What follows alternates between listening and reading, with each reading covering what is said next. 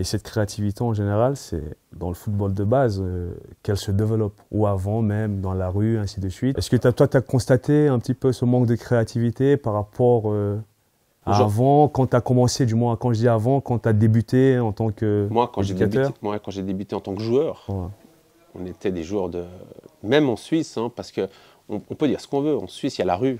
Oh. Il y a la Ouais, rue, il y a la rue partout. Mais il faut le dire à Léo qu'il était joueur. Il était défenseur central, mais il était joueur.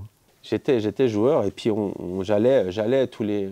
Alors aujourd'hui, ça va plus vite, il y a les réseaux sociaux, il y a tout qui va plus vite. Donc, mais dans la rue, la créativité, elle se développe toute seule en fait, parce que tu n'as pas le choix. Tu joues dans des petits espaces, béton, tu ne peux pas tomber en fait. Tu n'as pas le droit de tomber. Si tu tombes, tu te fais mal, hein, mais tu joues dans des petits espaces, vous êtes beaucoup peut-être à jouer.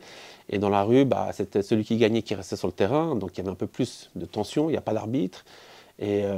Et tu dois t'en sortir en fait. Et puis à force de faire moi, je me rappelle que je prenais mon vélo, je faisais tout le quartier, que ce soit Acacia, Jonction, un petit peu voir dans les cours d'école qui c'est qui jouait. J'allais sans connaître, j'allais m'asseoir à côté d'un banc, puis on me demandait de jouer. Et on sait comment ça se passe. Si tu es bon, tu restes, tu joues. Si tu n'es pas bon, la deuxième fois, ils ne te laissent pas jouer. Donc tu es obligé de t'adapter. Et en fait, ta créativité, elle est importante là. Nous, maintenant, en tant qu'éducateur, c'est vrai que leur permettre d'être créatifs sur le terrain, c'est de moins en moins. On a un planning, on a des choses à faire, tu dois faire ça, comme ça, dans telle zone, centrée. Moi, j'aime bien leur dire, zone 3, libre, cette zone offensive, faites ce que vous voulez, elle m'assumer, vous êtes libre. Celui qui veut shooter, shoot, celui qui veut faire la passe, fait la passe, celui qui veut dribbler, dribble.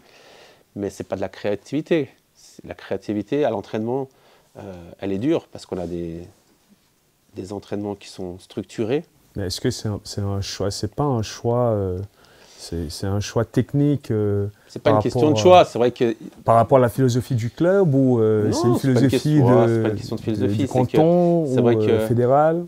Non, mais je pense qu'il y a les éducateurs quand ils font leur entraînement, et je pense qu'il y en a plein qui laissent les enfants être créatifs dans ce qu'ils font. Une hack hybride à 2 touches de balle, moi je le fais quasiment jamais. Léo peut en confirmer. Je crois qu'on a très très peu fait des séances d'entraînement où je leur ai dit maintenant on joue à 2 touches. Le foot c'est pas 2 touches en fait. Le foot c'est 2 touches quand il faut le faire et des fois c'est 7 quand il faut faire 7. Alors je laisse beaucoup libre. Après on corrige comme on peut. Mais c'est vrai que cet esprit créatif on le retrouve plus. On le retrouve sur quelques gestes qu'on voit à la télé qu'ils essaient de reproduire. Mais sinon les dribbles aujourd'hui il faut leur apprendre à dribbler. À l'époque, ça venait un peu plus naturellement parce qu'on était des enfants de la rue qui avaient des qualités techniques qui venaient de dehors. Aujourd'hui, c'est plus difficile pour eux. Mais je ne vais pas leur jeter la pierre parce que c'est facile de dire ouais, maintenant ils ont des consoles, ils ont des téléphones, donc ils ne vont plus dans la rue. Mais c'est que la rue, c'est beaucoup refermé. Maintenant, il y a de moins en moins d'espace pour aller jouer au foot dehors. C'est beaucoup sur les terrains. Et encore les terrains, quand ils ne sont pas fermés ou occupés, d'accord, pour aller jouer au foot aujourd'hui. Après, il faudra peut-être poser la question à Léo aussi, qui pourra aller jouer au foot quand il est avec ses copains, etc. Mais aujourd'hui, il ne reste plus grand-chose en fait. Moi, je me rappelle à mon époque, on jouait partout, que ce soit en parking, l'école, les cours d'école. Aujourd'hui, les préaux, la plupart sont fermés. Voilà. Et donc, c'est un manque. Et c'est marrant que la question elle est incroyable parce qu'aujourd'hui, l'équipe, ils ont fait une affiche où ils disaient dans l'équipe de France, il n'y a plus un joueur qui vient de la campagne. Ils sont tous issus de la rue. Et à un moment, je pense que c'est important d'assimiler un petit peu tout ça. Après, un joueur de football, il doit aller jouer à côté. Un coach ne pourra pas... Si Léo il compte sur moi pour l'amener pro, il oublie. Je peux rester 10 ans avec lui, j'aurai que 4 fois par semaine. Et j'aurai pas que Léo 4 fois par semaine. J'aurai 18 gamins à l'entraînement que je dois m'occuper et une équipe à m'occuper.